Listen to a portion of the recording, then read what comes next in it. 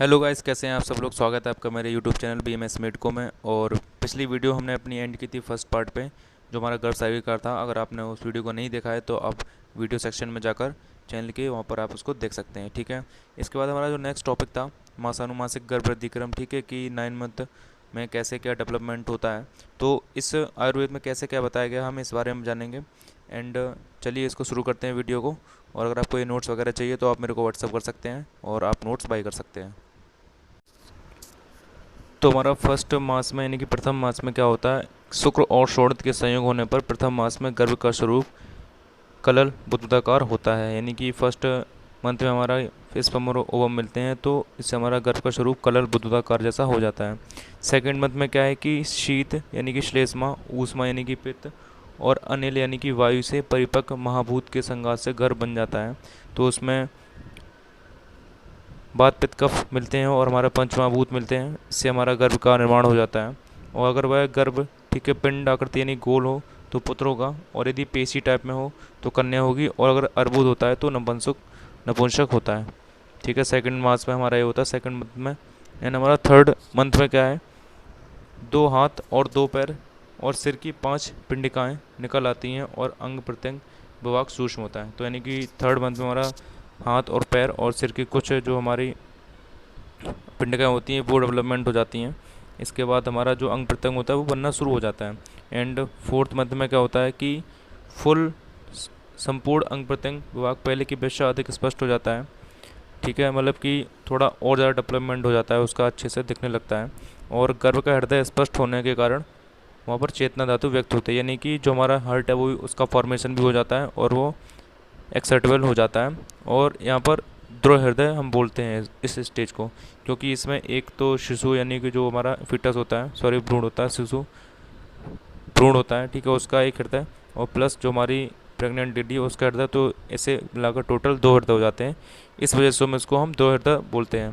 तो उन्होंने बोला है कि 2 हृदय गर्भिणी की इच्छा पूर्ति के वेलना हमें नहीं करनी चाहिए, क्योंकि ऐसा करने से वह स्वस्थ संतान को प्राप्ति नहीं होगी। ऐसा करने से जो हमारी स्वस्थ संतान है उसकी प्राप्ति नहीं होगी, तो इसलिए हमें उसकी जो है इच्छा पूरी करनी चाहिए, ठीक है, जिससे कि हमारी स्वस्थ और दीर्घायु संतान की प्राप्ति होती है। इसके बाद फिफ्थ मंथ में क्या होता है कि मन अधिक प्रबुद्ध एवं सचेत हो जाता है, यानी कि ब्रेन का जो हमारा डेवलपमेंट है वो शुरू हो जाता है। इसके बाद सिक्स्थ मंथ में क्या होता है, बुद्धि अधिक प्रव्यक्त हो जाती है, यानी कि अच्छे से और ज़्यादा डेवलपमेंट हो जाता है। एंड देन हमारा सेवन्थ मंथ में क्या होता है कि जो फुल ऑर्गन्स हैं वो हमारे स्पष्ट हो जाते हैं, दिखने लगते हैं, और इस महीने में पैदा हुआ बालक जीवित रह सकता है, यानी कि अगर इसमें डिलीवरी होती है इस मंथ में तो उसके सर्वाइव करने के चांसेस हैं। इसके बाद हमारा आता है अष्टम मास में, यानी कि ओज चंचल हो जाता है, और इस महीने में पैदा होने पर नेत्रची के भाग के कारण तथा ओज धातु स्थिर रहने से बालक जीवित नहीं रहता है। तो ओज मीन्स होता है इम्यूनिटी, यानी कि इम्यूनिटी बहुत ज़्यादा वीक होती है इस एट्थ मंथ में, जिसकी वजह से अगर डिलीवरी होती है तो वह सर्वाइव नहीं हो कर पाता है, ठीक है। एंड देन इसके बाद आता है नाइन्थ मंथ में क्या होता है कि नाइन्थ, 10th, 11th और 12th अगर किसी भी महीने में अगर डिलीवरी होती है तो हमारा जो गर्भ है वो सुरक्षित रहता है और स्वस्थ होता है, और ऐसे में मतलब कि कोई भी उसको डिसीज वगैरह नहीं होती है। तो हमारा ये नाइन्थ मंथ में कैसे क्या था डेवलपमेंट आयुर्वेद के अनुसार, वो आपको पता चल गया होगा। इसके बाद आप मॉडर्न से इसको कंपेयर करके पढ़ सकते हैं, और इसलिए आपको महेंद्र सिंह या फिर किसी जो भी बुक आपके पास चल रही होगी आपको मिल जाएगी। और चलिए इसके बाद हम नेक्स्ट टॉपिक शुरू करते हैं अपना, गर्भ उत्पादक भाव या फिर गर्भ उत्पादक सामग्री, ठीक है। ये इसका मतलब क्या होता है कि जो भी प्रेगनेंसी में जो चीज़ें हेल्प करती हैं प्रेग्नेंट होने में, ठीक है, तो वो कौन कौन सी चीज़ें हैं और कैसे क्या उसको कंपेयर किया गया है, तो हम इस वाले टॉपिक में जानेंगे। तो चलिए इसको हम शुरू करते हैं। इसमें लिखा है कि जिस प्रकार ऋतु, अनुकूल ऋतु यानी कि जो मौसम होता है, एनवायरनमेंट होता है, क्षेत्र यानी कि अच्छी ज़मीन, ठीक है, अम्बु यानी कि जल वाटर, और बीज यानी कि सीड, अनाज या सब्जियों के बीज, इन चारों चीज़ों से मिलने से ही जो अनाज है हमारी उसकी उत्पत्ति होती है, ठीक है। तो उन्होंने ये बताया है कि एक अच्छा सा मौसम हो और एक अच्छी ज़मीन हो और जल हो और वो बीज हो, और अगर ये सब चीज़ें एक साथ मिलती हैं तो एक अच्छा अनाज जो है निकलता है, ठीक है। और यानी कि उसका मतलब होता है कि हमारी फसल अच्छी होती है। इसी प्रकार क्या है कि यहाँ पर जो कंपैरिजन किया गया है, यहाँ पर ऋतु का कंपैरिजन किया गया है यहाँ पर, इससे शरीर में 12 वर्ष की आयु से 50 वर्ष की आयु तक लगातार प्रत्येक महीने में जो अवस्था उत्पन्न होती है, जिसका लक्षण प्रत्येक महीने में 3 से 5 दिन तक स्त्री की योनि में होने वाले रज की स्राव माना जाता है। तो यहाँ पर मेंस्ट्रुएशन साइकिल के बारे में बात की जा रही है, ठीक है। तो इस ऋतुकाल में ही मनुष्य के बीज तथा स्त्री बीज का मिलन उत्पन्न होने कर वाले गर्भ को धारण करने की क्षमता और शक्ति स्त्री के गर्भाशय में रहती है। प्रत्येक महीने में आने वाली इस अवस्था को ऋतुकाल कहा जाता है। तो यहाँ पर ये ओवरऑल जो है हमारी मेंस्ट्रुअल साइकिल की बात की गई है, ठीक है। और इसको हिंदी में बस बताया गया है कि जैसे 12 साल की जब एज होती है और वहाँ से लेकर 50 ईयर्स की जब एज होती है तो एक अवस्था होती है जो आपको पता ही होगा, ठीक है, उसको मेंस्ट्रुएशन साइकिल बोलते हैं। तब तक चलती है 50 साल तक, और इस के दौरान ही जो है हमारी जो लेडी होती है प्रेग्नेंट होती है, और उससे ही हमारा जो है बीज यानी कि जो हमारा गर्भ है वो बनता है, ठीक है। इसके बाद हम आगे चलते हैं। इसके बाद क्षेत्र यानी कि यहाँ पर जो क्षेत्र ज़मीन थी यहाँ पर उसको कंपेयर किया गया यूट्रस से, और आपको पता ही है यूट्रस जहाँ पर गर्भ की उत्पत्ति होती हुई है, गर्भ रहता है, उसको हम यूट्रस बोलते हैं। इसके बाद आता है नंबर 3 अपना अम्बु यानी कि न्यूट्रिशन। तो वहाँ पर जो स्त्री शरीर के गर्भ को मिलने वाला रस और रक्त यही जल का काम करता है। जैसे आपको पता है कि जो बच्चा होता है, ठीक है, उसकी जो नाड़ी होती है, ठीक है, वो अपनी मदर की जो है अम्बाकल कॉर्ड से जुड़ा होता है, ठीक है, और वहीं से उसको सब कुछ सप्लाई होती है न्यूट्रिशन वगैरह की। इसके बाद हमारा आता है बीज, ठीक है। तो बीज यहाँ पर कंपेयर किया गया स्पर्मेटोजोआ और ओवम से। तो पुरुष बीज तथा स्त्री बीज के मिलने से गर्भ की उत्पत्ति होती है, आपको पता है, ठीक है। तो ऐसे आचार्य सुश्रुत हैं, उन्होंने खेतों में अनाज के अंकुर की उत्पत्ति से हमारी गर्भ की तुलना करी है, कंपेरिजन किया गया एक दूसरे से कि जैसे खेत में अनाज होते हैं वैसे हमारा जो है गर्भ होता है, ठीक है। इसके बाद हमारा नेक्स्ट टॉपिक है गर्भ वृद्धिकर भाव, यानी कि वो कौन कौन से भाव हैं जो कि हमारे गर्भ को वृद्धि प्रदान करते हैं, यानी कि उसको डेवलपमेंट होने में हेल्प करते हैं, ठीक है। तो आप देख सकते हैं यहाँ पे लिखा है 6 भाव होते हैं हमारे, ठीक है। पितृआदि 6 भाव, प्रत्यज, मात्रज, रसज, आत्मज, सात्वज और सात्वेज। इसके बाद बाधा प्राणों से, यानी कि जो हमारे पंच ज्ञानेंद्रियाँ हैं और हमारी आत्मा है और हमारे पंच महाभूत हैं उनसे, और सत्वरजतम से।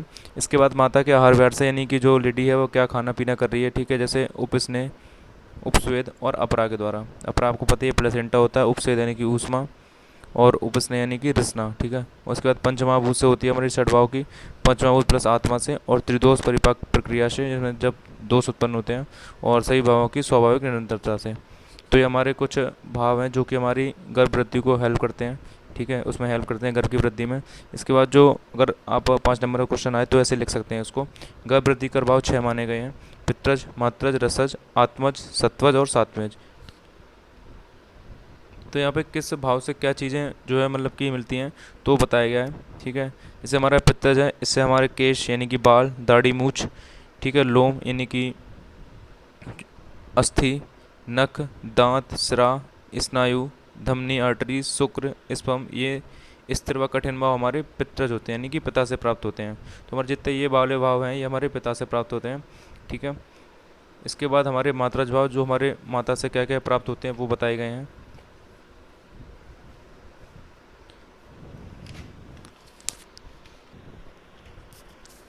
तो जो हमारे माता से भाव प्राप्त होते हैं, मांस यानी कि मसल, रक्त यानी ब्लड, मेद, बोन मैरो, मज्जा, सॉरी मेद, एडिपोसिटी, बोन मैरो, मज्जा। इसके बाद हृदय, नाभि, यकृत, प्लीहा, आंत यानी कि इंटेस्टाइन, गुद यानी कि एनएस, एवं मृदु भाव यानी कि जो सॉफ्ट भाव होते हैं हमारे मात्रज भाव होते हैं। रसज शरीर के धातुओं की वृद्धि, बल, वर्धता, स्थिति के 6, ये सब आहार रस द्वारा प्राप्त होते हैं, यानी कि जितने भी शरीर की धातुओं की वृद्धि है, ठीक है, उसमें वर्ड है यानी कि स्ट्रेंथ है, वर्ड कलर हो गया और उसकी पोजीशन वगैरह हो गई, ये सब हमारे रसज भाव से उत्पन्न होते हैं। इसके बाद हमारा आत्मज, इसमें आता है अपने इंद्रिय, ज्ञान, विज्ञान, आयु, सुख, दुख, जो ऐसे भाव होते हैं वो हमारी आत्मा से प्राप्त होते हैं। इसके बाद आता है हमारा सत्वज, सत्व मीन्स होता है मन, ठीक है। तो मन में होता है हमेशा सत्व गुण, ठीक है।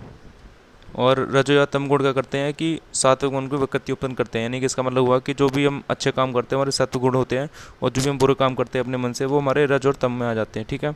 तो अतः सात्विक मन द्वारा सत्व गुणों के लक्षण भाव इस प्रकार हैं। जैसे सत्व लोग कौन होते हैं, जैसे आपने देखा होगा जो पवित्र होते हैं, ठीक है, ईश्वर में आसक्त रहते हैं, जो वेदों को पढ़ते हैं, उनका अध्ययन करते हैं, और जो अपने से बड़ों का आदर करते हैं, गुरु, वृद्ध और विद्वान के प्रति ज़्यादा सम्मान, ये सब जो भाव होते हैं वो हमारे सत्व से प्राप्त होते हैं। इसके बाद हमारा आता है सात्वेज, वीर यानी कि तेज, शक्ति और ओज, ठीक है, आरोग्य, बल, बड़, मेधा, ये भाव जो प्रतिदिन है ग्रहण किए जाने वाले जो आहार विहार है, यानी कि जो ये सब चीज़ें हैं, स्ट्रेंथ हो गया, अपना कलर हो गया, और ये हमारी बुद्धि हो गई, तो ये सब हमारी जो आहार विहार है, यानी कि डेली हम क्या खा रहे हैं, क्या पी रहे हैं, कैसे क्या रह रहे हैं, इनसे प्राप्त होता है, और जो अभ्यास है उससे प्राप्त किए जाते हैं। तो इस तरीके से जो हमारा गर्भ का निर्माण होता है और इसमें विभिन्न भागों का योगदान रहता है, जिनको हम गर्भवृद्धिकर भाव कहते हैं।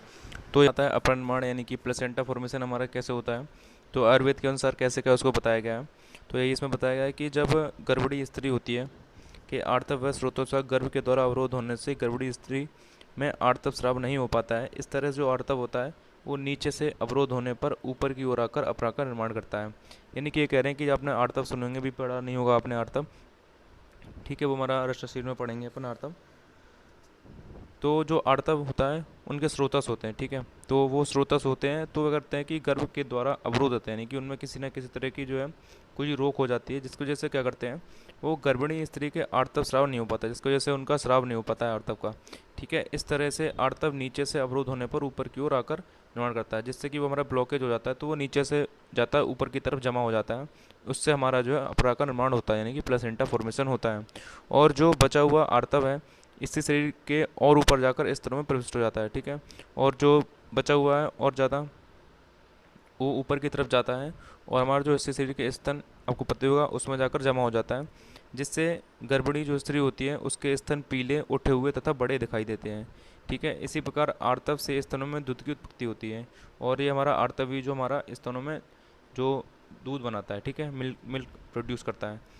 इस प्रकार आर्तव का अवरोध होने पर उसी से अपरा बनती है और इसी से हमारा जो प्लेसेंटा का फॉर्मेशन होता है आर्तव से। और ये हमारी जो प्लेसेंटा होती है वो 3 महीने में बनकर पूरी हो जाती है और गर्भ शरीर से गर्भ नाड़ी नाड़ी द्वारा अपरा तक और अपरा से रक्तवाहित धमनियों द्वारा मातृ हृदय तक संबंध स्थापित हो जाता है। यानी कि इनका कहने का मतलब है कि जो हमारा यानी कि अम्बिलिकल कॉर्ड और प्लेसेंटा जाकर जुड़ती है और जिससे हमारा जो गर्भ होता है उसकी पोषण होता है, ठीक है। तो ये इसमें लिखाया था माता के रस और रक्त द्वारा ही गर्भ की शरीर की वृद्धि होती है। तो इस तरीके से बताया गया कि कैसे उसकी उत्पत्ति होती है और कैसे पोषण क्या करता है, ठीक है, कैसे पोषण वगैरह करता है। इसके बाद हमारा नेक्स्ट टॉपिक है गर्भ का पोषण, ठीक है। तो गर्भ निर्माण के बाद प्रमुख कार्य होता है उसका पोषण। तो किसी भी कोई भी चीज़ बन गई है, ठीक है, कोई भी चीज़ अगर जैसे कोई भी पौधा है अगर वो आपने लगा दिया है तो उसका मेन काम है कि उसको न्यूट्रिशन कहाँ से मिलेगा, ठीक है। पानी वगैरह आप दोगे, खाद डालोगे तब उसका न्यूट्रिशन होगा, ऐसे ही वो बढ़ेगा, ऐसे ही हमारा जो है गर्भ होता है, ठीक है। यदि उसमें उचित पोषण नहीं होता है तो वृद्धि उसकी रुक जाती है और वह उसका पूर्ण मतलब कि सही तरीके से उसका फॉर्मेशन नहीं हो पाता है। तो यहाँ पर यही बताया गया है कि कैसे क्या उसका पोषण होता है। इसके बाद हमारा ये श्लोक आपने पहले पढ़ा हुआ गर्भ के निर्माण का, और इसमें नेक्स्ट है कि माता के रसवाई नाड़ी में गर्भ की नाड़ी लगी हुई रहती है। वह नाड़ी माता के आहार रस के वीर को गर्भ तक पहुँचाती है, इसी उपने से गर्भ की वृद्धि होती है। यानी कि प्लेसेंटा और अम्बिलिकल कॉर्ड जुड़ी होती हैं साथ में, जिसकी वजह से हमारा जो फिटस है उसकी जो हमारी न्यूट्रिशन प्रोवाइड होता है, ठीक है। इसके अलावा हमारे आचार्य के उन्होंने क्या बोला है, उन्होंने बताया कि जो भूख और प्यास के अधीन गर्भ माता के अधीन रहता है, स्थूल रूप में असत अंग प्रत्यंग वाला गर्भ गर्भाशय के उपस्नेह और उपस्वेद से अपना जीवन निर्वाह करता है। इसके बाद जब वह सभी अंग प्रत्यंग बन जाते हैं तब गर्भाशय में गर्भ को उपस्नेह और उपस्वेद रसवाहिनी ध्वनि द्वारा प्राप्त किया जाता है, ठीक है। तो उसमें जो मेन चीज़ बताई गई है कि हमारा उपस्नेह और उपस्वेद, ठीक है। उपस्नेह यानी कि रसना और उपस्वेद यानी कि ऊष्मा, ठीक है। इन दोनों चीज़ों से हमारी गर्भ की वृद्धि बताई गई है। इसके बाद वही चीज़ें इसमें यहाँ पर सब बताई गई हैं और बताया गया कि इसमें जो हमारा रस होता है आहार रस, उससे हमारा गर्भिणी जो स्त्री होती है यानी कि लेडी होती है वो हमारे 3 डिवाइड होता है 3 पार्ट में, ठीक है। मतलब जो पोषण होता है वो 3 पार्ट में डिवाइड होता है। और कौन कौन सा होता है, जैसे फर्स्ट भाग है वो हमारा जो लेडीज़ होती है, ठीक है, प्रेग्नेंट लेडी होती है उसके न्यूट्रिशन के लिए होता है, वो प्रोवाइड करता है उसको। एंड जो हमारा सेकंड पार्ट है वो हमारा दूध बनाने के लिए होता है, इसमें लगा क्षीरो उत्पत्ति यानी कि दूध बनाने के लिए काम आता है, ठीक है। एंड जो थर्ड भाग होता है वो हमारा फीटस के पोषण के लिए होता है, ठीक है, गर्भ पोषण के लिए होता है। और जो हमारा थर्ड वाला पोर्शन है वो फिर से 2 पार्ट में डिवाइड होता है, उपस्वेद और उपस्नेह। चलिए हम जान लेते हैं उपस्नेह और उपस्वेद में क्या क्या अंतर होता है, ठीक है। तो उपस्वेद का मतलब होता है आर्द्रता यानी कि नमी से। जब तक अपरा नहीं बनती है तब गर्भ का पोषण है वो स्वयं ग्रहण किए आहार से होता है और यह आहार उसे गर्भ स्थित मार्ग मातरस और रक्त से मिलता है, ठीक है। और अथवा गर्भाधान के बाद जब अंग प्रत्यंग अव्यक्त रहते हैं, पूरे सारे तरीके से बनते नहीं हैं बॉडी पार्ट्स, तब अपरा और नाभि नाड़ी नहीं होती है तो गर्भ का पोषण रसवाई धमनी के परिसरण करने वाली आलता बास से होता है। यानी कि जब इनका कहना है कि प्लेसेंटा और अम्बिलिकल कॉर्ड जब तक इनका फॉर्मेशन नहीं होता है तब तक जो हमारा पोषण होता है वो हमारी जो रसवाहिनी धमनियाँ हैं उनके थ्रू होता है। उसमें आर्द्रता और बाष्प होती है जिससे कि उसका पोषण होता है। इसके बाद हमारा आता है उपस्नेह। उपस्नेह क्या होता है? अपरा तथा नाभि नाड़ी से युक्त गर्भ का पोषण प्रसव पर्यंत अपरा की अनुसरण करने वाली रसवाहिनी के अंकुर से होता है। यानी कि थोड़ा सा आपको डिफिकल्ट लग रहा होगा, ठीक है। यानी कि इसमें बताया गया है कि यूट्राइन वेसल्स, ठीक है, रसवाहिनी धमनियों को बोलते हैं यूट्राइन वेसल्स, और क्रोनिक विलाई से होता है, ठीक है। जो हमारा जब तक उनका दोनों का फॉर्मेशन नहीं होता है अपना प्लेसेंटा और अम्बिलिकल कॉर्ड का, जो उनसे हमारा तो क्या होता है कि हमारा उपस्वेद और उपस्नेह से हमारा पोषण होता है फीटस का। तो वही उपस्नेह उपस्वेद आपको बता दिया, वास और आत्ता होती है, और उपस्नेह यानी कि यूट्राइन वेसन क्रोनिक विलाई के द्वारा होता है। तो ये लिखा है इसमें कि माता की रसवाहिनी नमड़ी यानी रसवाहिनी नाड़ी यानी कि प्लेसेंटा एंड यूट्राइन वेसल के साथ गर्भ नाड़ी यानी कि अम्बिलिकल कॉर्ड जुड़ी रहती है, और वही माता के आहार के रसवीर की संवहन करती है, जैसे कि आपको पता है, ठीक है। और आपस में दूसरे जुड़े होते हैं जिससे कि उसका न्यूट्रिशन प्रोवाइड करते हैं। इसके बाद हम अकॉर्डिंग टू मॉडर्न में न्यूट्रिशन ऑफ गर्भ कैसा है कि यॉक और प्लेसेंटा के द्वारा होता है, ठीक है। अब हमारा नेक्स्ट टॉपिक है कि नाभि नाड़ी का निर्माण कैसे होता है। तो ये हम जानेंगे। अब लास्ट टॉपिक बचा है नाभि नाड़ी, इसके बाद फ्यूटल सर्कुलेशन। तो हमारे 2 टॉपिक बचे हैं, तो जल्दी से कवर हो जाएंगे इस वीडियो में।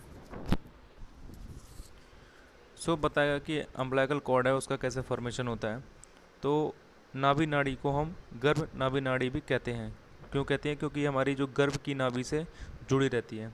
इसके बाद है गर्भ के अंग प्रत्यंग व्यक्त होते हैं, तब गर्भ की नाभि से संबंध दूसरी ओर अपराय संबंध रहती है, और अपराय से द्वारा हृदय संबंध रहती है। इसी से मातृ हृदय से मात्रा का आहार और धमनियों से जाता हुआ अपरा में आता है। तो यहाँ पर वही चीज़ बताई गई है कि एक दूसरे से ये जुड़ी होती हैं, और इस तरीके से ही जो हमारा न्यूट्रिशन प्रोवाइड होता है। इसके बाद हमारा सेकंड पॉइंट है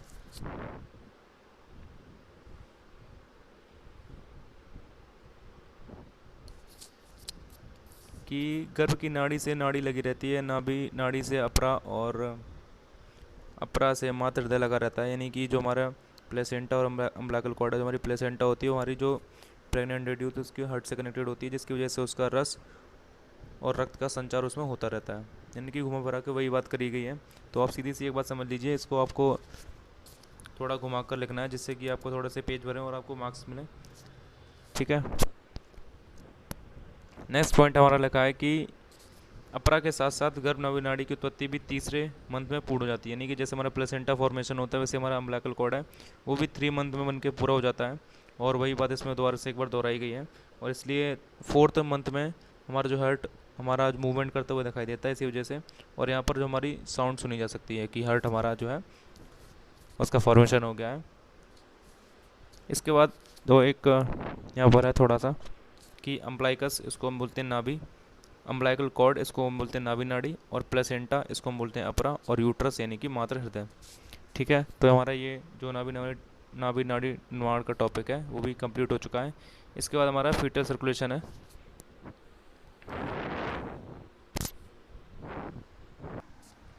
तो फीटल सर्कुलेशन को हम भ्रूण रक्त संचार और गर्भ संबंध भी बोलते हैं। तो इसमें लिखा है कि circulatory system of the foetus called foetal circulation differs from the postnatal circulation because the lungs, kidney and GIT organs begin to function at birth. The fetus obtain its O2 and nutrients by diffusion from the maternal blood and eliminates its CO2 and wasted by diffusion into the maternal blood, ठीक है।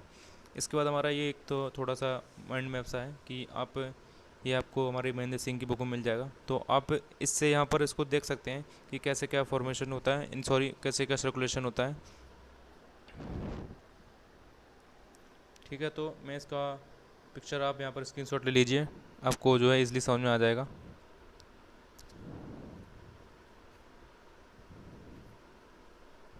यहाँ पर देखिए आर्को परोटा से systemic circulation हुआ, इसके बाद हमारा अम्बिलिकल आर्टरीज में गया, इसके बाद प्लेसेंटा में, वहाँ से अम्बिलिकल वेन, फिर वहीं से जाता है हमारे लीवर में और डक्टस वेनोसस, इसके बाद inferior vena cava and right आर्टियम, फिर वहाँ से हमारा डिवाइड हो जाता है फोरामेन ओवली में, फिर लेफ्ट आर्टियम, और यहाँ से लेफ्ट वेंट्रिकल, और ऊपर की साइड हमारा पल्मोनरी ट्रंक, उसके बाद लंग्स और पल्मोनरी वेन से फिर जाता है हमारा सीधा लेफ्ट आर्टियम में, इसके बाद लेफ्ट वेंट्रिकल में, और फिर से वापस से अरोटा में आ जाता है।